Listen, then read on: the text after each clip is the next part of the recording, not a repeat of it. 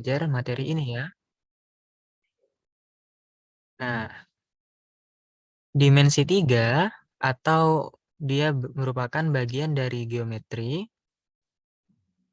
itu ada 3 komponen ya kan. Yang pertama titik, yang kedua garis, yang ketiga bidang gitu. Apa itu titik? Titik itu tidak memiliki definisi ya. Ya titik itu titik gitu. Terus apa itu garis? Garis hanya dapat dibentuk dari 2 titik yang berbeda. Terus apa yang dikatakan bidang? Bidang itu sebuah luasan atau bidang datar. Jadi bidang itu bisa dibentuk dari 3 titik yang berbeda. Nah, misalkan ya kan ada titik nih, ada 3 titik yang berbeda, nah itu bisa membentuk sebuah bidang. Atau bisa juga ada garis yang berbeda kan, atau 4 garis yang berbeda. Nah, itu namanya bidang ya. Itu penjelasan dasarnya gitu. Ini ada yang masih ya? Oke ya, masih. Nah, terus Iya. Kok nggak mau ada mengatuskan? kedudukan titik terhadap garis.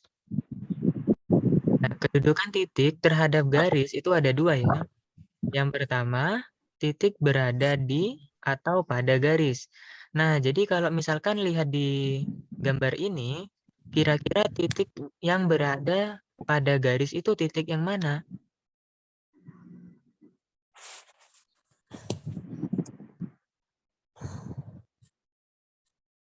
Kira-kira titik yang berada pada garis titik yang mana nih? Apakah titik B atau titik Q? Iya, titik yang P ya. Titik A, P, B, Kak. Iya, jadi titik A ini juga terletak pada garis, titik B ini juga terletak pada garis. Nah, jadi titik yang berada pada garis itu adalah titik P. A sama B juga. Nah, gitu. Nah, terus yang kedua, titik berada di luar garis.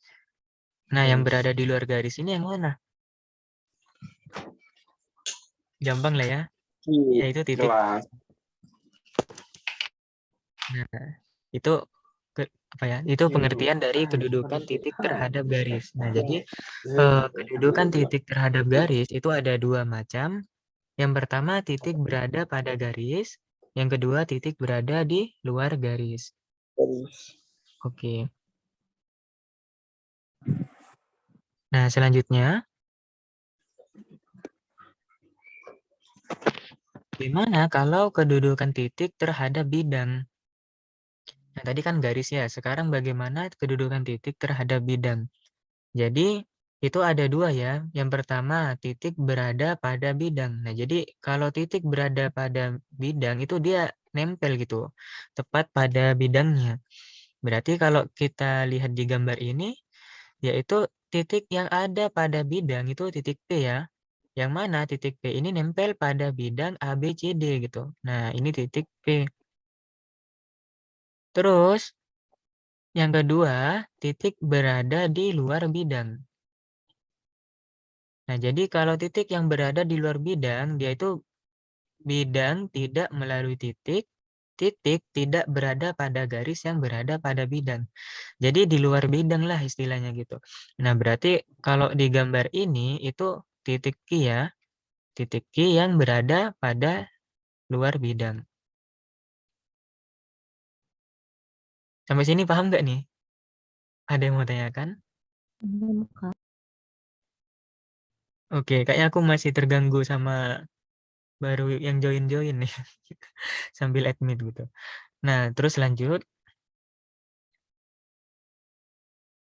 Oke, lanjut. Terus kedudukan garis terhadap bidang. Ini jangan dicoret ya, kawan-kawan ya. Waduh, aku jadi kesusahan nih. Ntar kita akan lama gitu menjelasinnya kalau ada yang coret-coret. Nah, jadi bagaimana kalau kedudukan garis terhadap bidang? Yang pertama, garis berada pada bidang AB, AC, dan lain-lain. Jadi, garis yang berada pada bidang itu kenapa sih ini? Bentar. Aku ulangi ya, jangan coret-coret ya, gitu ya.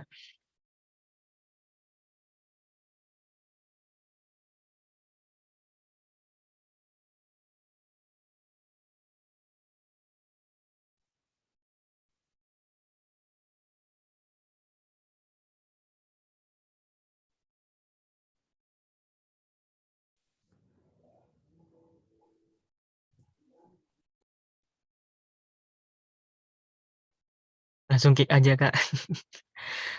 Mungkin ada yang baru gabung, aku harap jangan coret-coret gitu ya. Oke, aku ulangi.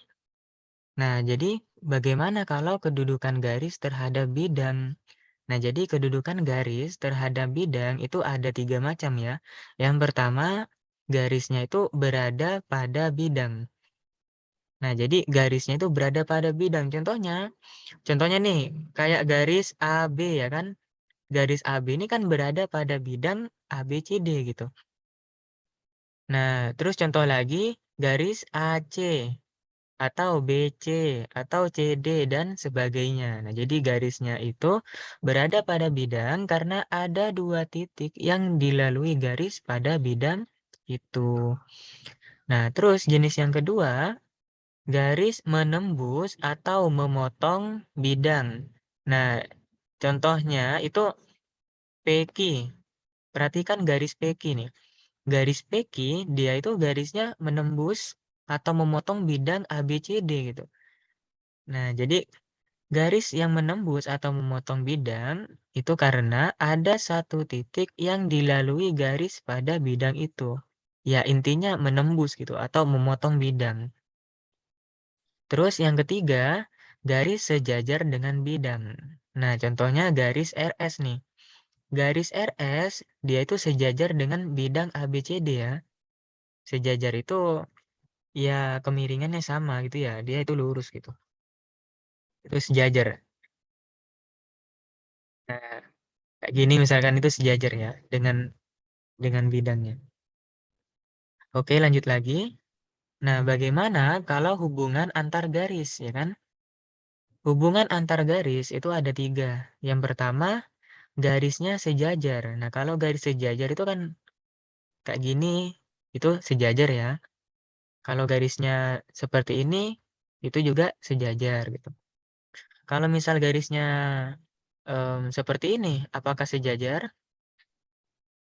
Tidak. Tidak ya. Dia ini bukan sejajar, tapi kalau kayak gini tuh tegak lurus gitu ya. Kalau kayak gini, nanti dia membentuk sudut 90 gitu. Kalau sejajar itu ya seperti tadi. Nah, terus yang kedua, garisnya berpotongan. Nah, ya contohnya seperti ini nih. Ada garis, nah dia berpotongan gitu. Contohnya nih kayak gini, ada garis, nah dia berpotongan. Ada garis, dia berpotongan. Nah, terus yang ketiga, garisnya bersilangan. Kalau garis bersilangan, dia itu seperti ini, tapi dia nggak memotong gitu. Gimana, paham nggak nih? Kalau garis bersilangan itu, dia tidak memotong ya, ada di sebelahnya gitu. Tapi dia nggak sejajar juga. Gimana? Dapat nggak apa yang aku maksud? Kalau garis bersilangan itu, misal kayak gini ya, ada 2 garis gitu. Ada 2 garis gini. Garis ini tidak tidak apa ya, tidak memotong gitu. Dia bersilangan, berpotongan harus tegak lurus nggak, Kak? Nggak harus ya, berpotongan itu nggak harus tegak lurus. Waduh. Bersilangan itu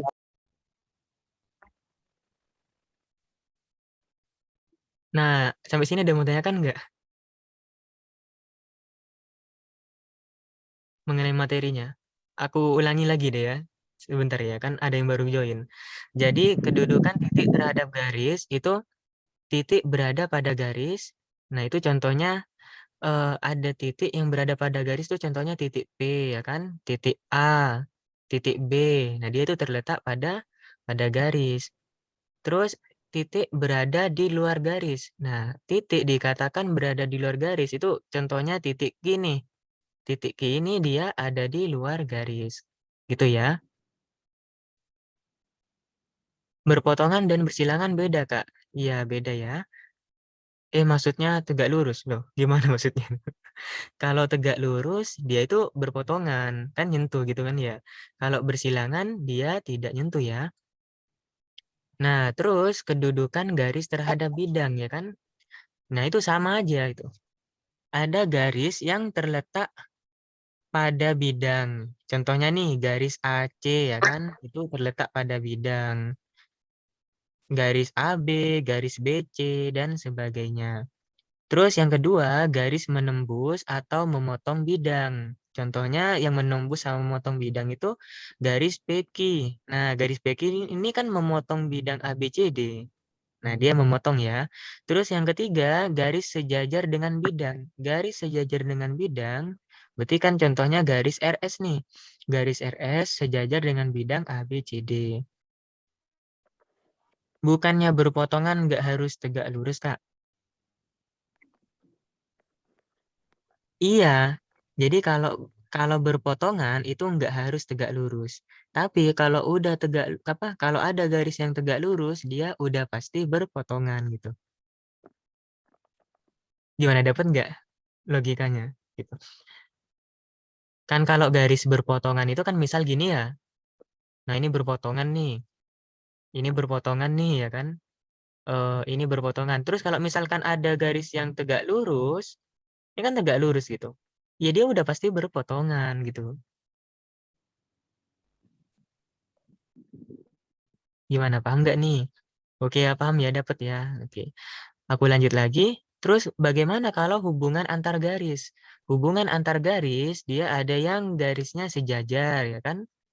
Ada yang sejajar, ada yang berpotongan, ada yang bersilangan ya kan? Bedanya udah tahu tadi ya. Kalau berpotongan dia itu memotong gitu. Ada satu titik pertemuan ya kan? Satu titik hasil potongnya itu ada. Tapi kalau bersilangan dia itu enggak memotong gitu. Cuma lewat aja gitu. Tapi dia enggak sejajar ya kalau kalau bersilangan. Terus lanjut lagi, hubungan antar bidang. Nah, kalau hubungan antar bidang itu ada bidang yang sejajar, ada bidang yang berpotongan. Nah, itu materinya. Oke, kita lanjut ya. Coba kita latihan soal.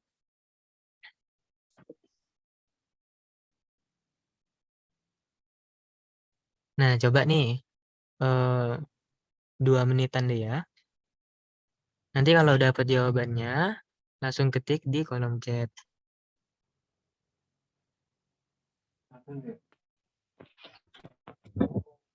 Oke, ada yang dapat. Coba kita bahas. Kita butuh sebuah kubus dulu. Nah, misalkan nih ini kubus. Diketahui kubus A, B, C, D, E, F, G, H. Misalkan ya kan ada kubus A, B, C, D, E, F, G, H. Nah, yang pertama, garis CE tegak lurus garis AH. Kira-kira benar nggak tuh ya kan? Garis CE berarti C ke E itu kan gini. Nah, apakah tegak lurus dengan garis AH? Nah, itu benar nggak? Udah, Kak. Tidak ya. Kalau kita lihat itu CE dengan AH itu nggak ketemu gitu. Dia itu bersilangan gitu. Tidak ada apa ya, tidak ada potongan gitu ya kan? Tidak ada titik yang memotong itu. Jadi dia ini bersilangan ya. Berarti belum tentu tidak lurus. Jadi yang satu ini salah gitu. Satu ini kurang tepat. Terus yang nomor 2, bidang AFH tegak lurus bidang CFH. bidang AFH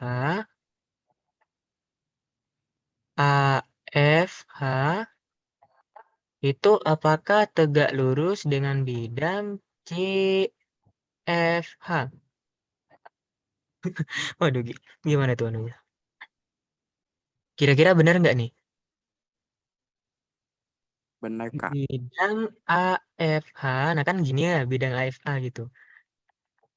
Itu apakah tegak lurus dengan bidang CFH?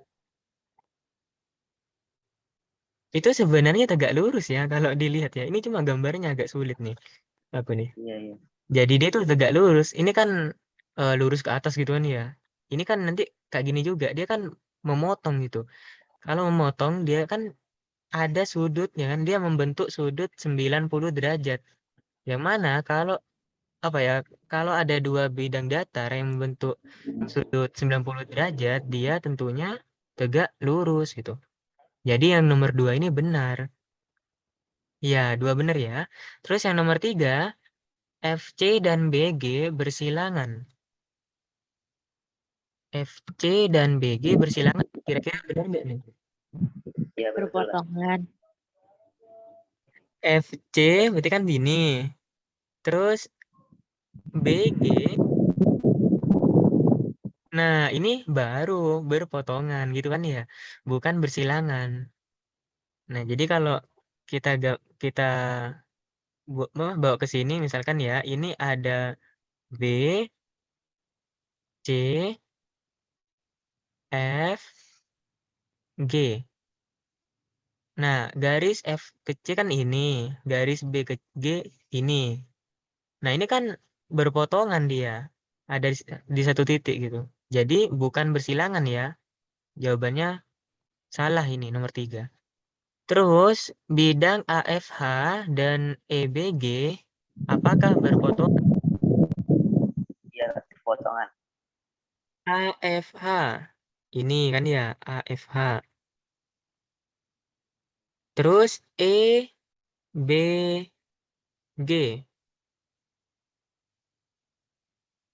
Aku rapikan aja dah gambarnya gitu.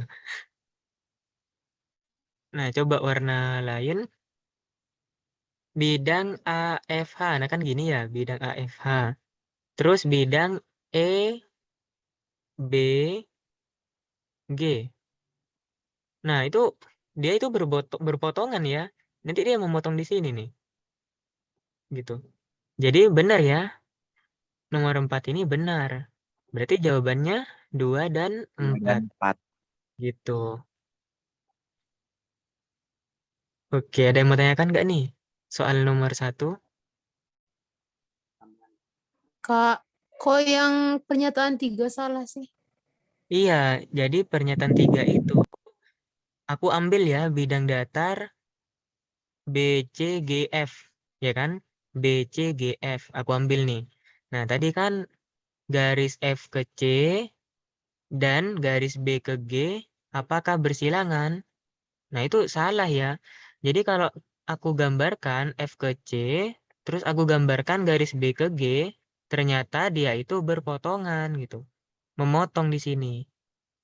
Nah, kalau definisi bersilangan tadi apa? Definisi bersilangan itu dia itu tidak memotong gitu, hanya bersilangan gitu, gak nyentuh gitu ya garisnya. Kalau ini nyentuh gitu, karena sama-sama satu bidang. Contoh yang bersilangan itu FC sama AH, F ke C, A ke H. Iya, itu bersilangan ya, gitu. Iya, kayaknya zoomnya tinggal 10 menit ya. Ntar aku bikin link baru ya. Oke, lanjut lagi. Nah, ini baru aja kita mau ngitung-ngitung gitu. Belum ngitung-ngitung. Nah, coba kita sekarang mau menghitung jarak ya. Benar gak harus kayak tanda X? Itu maksudnya apa itu? Benar gak harus kayak tanda X? Misal nih, diketahui kubus ABCDEFGH di samping mempunyai panjang rusuk 8 cm. Nah, misalkan ada kubus ABCD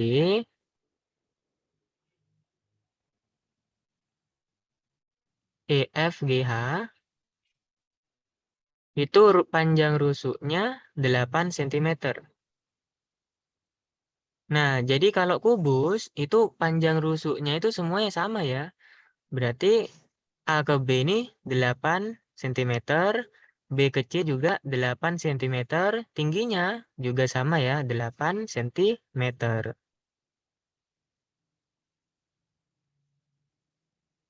8 cm, ini juga 8 cm.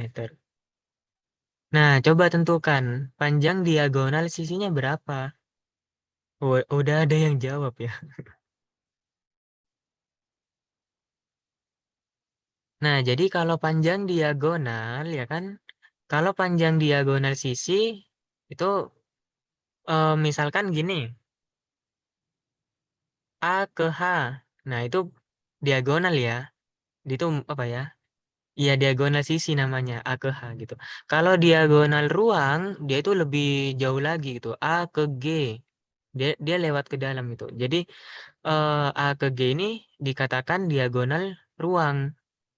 Nah, contoh lagi misalkan aku ambil bidang ABFE. Nah, aku ambil bidang yang depan saja ya, ABFE.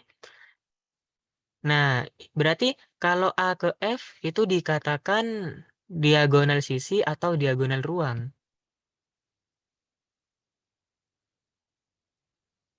Dikatakan diagonal sisi atau diagonal ruang?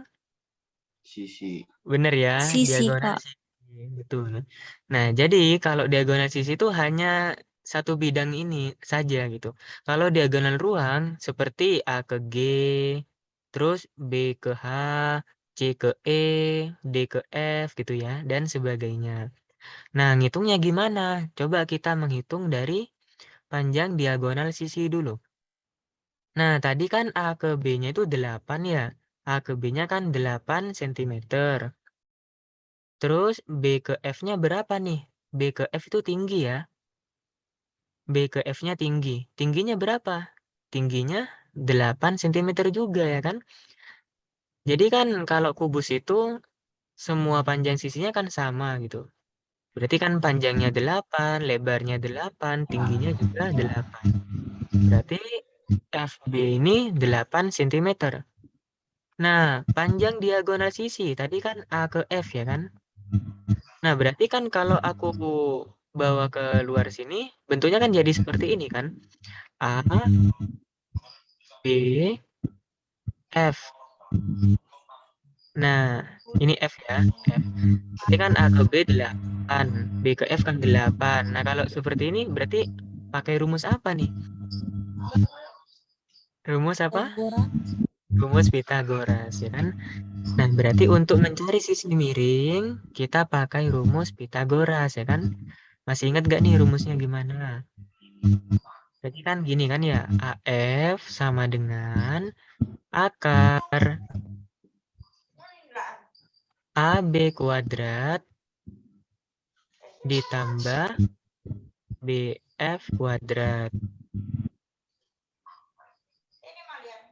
Nah, untuk mencari sisi yang miring itu dijumlah ya. Kalau untuk mencari sisi yang tidak miring itu nanti sisi yang miring dikurangi gitu. Nah, berarti ini akar AB-nya kan 8 ya kan? Berarti kan 8 kuadrat ditambah BF-nya kan 8, berarti 8 kuadrat. Nah, 8 kuadrat itu berapa? 8 kali 8, 64 ya. 64 tambah 64 itu 128 ya kan? Nah, 128 itu kan sama aja 64 dikali 2 gitu. 64 dikali 2. Nah, akar 64 itu kan 8. Akar 2 tidak bisa ya, berarti tetap akar 2. Nah, jadi panjang diagonal sisinya itu 8 akar 2. Gitu. Gimana? Ada yang mau ditanyakan?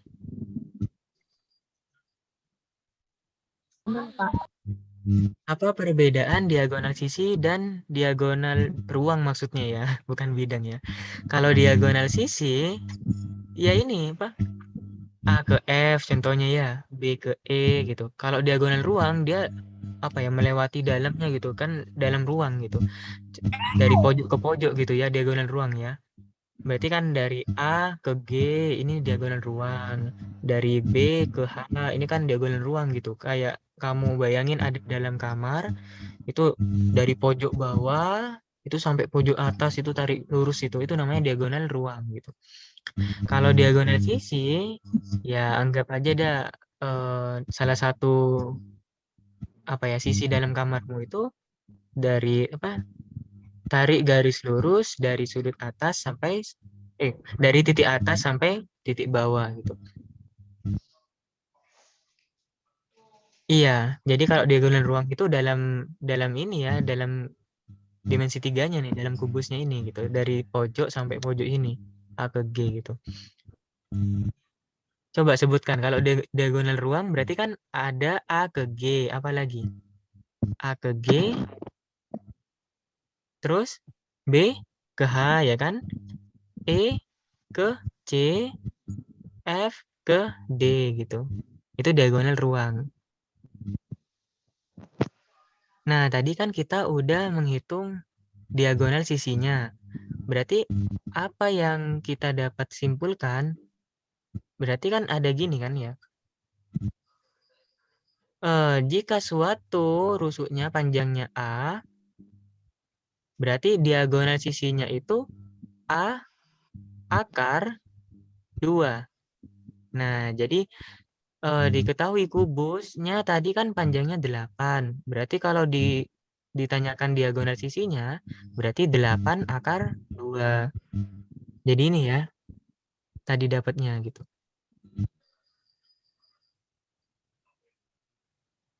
Oh iya, aku mau ngejelasin lebih lanjut di link baru ya. Ini udah 1 menit gitu. Gimana kalau kita keluar dulu ya? Aku bikin link baru. Kak, nanti file materinya sekalian pakai jawaban kayak gini, Kak. Iya. Oke, aku bikin link baru dulu ya.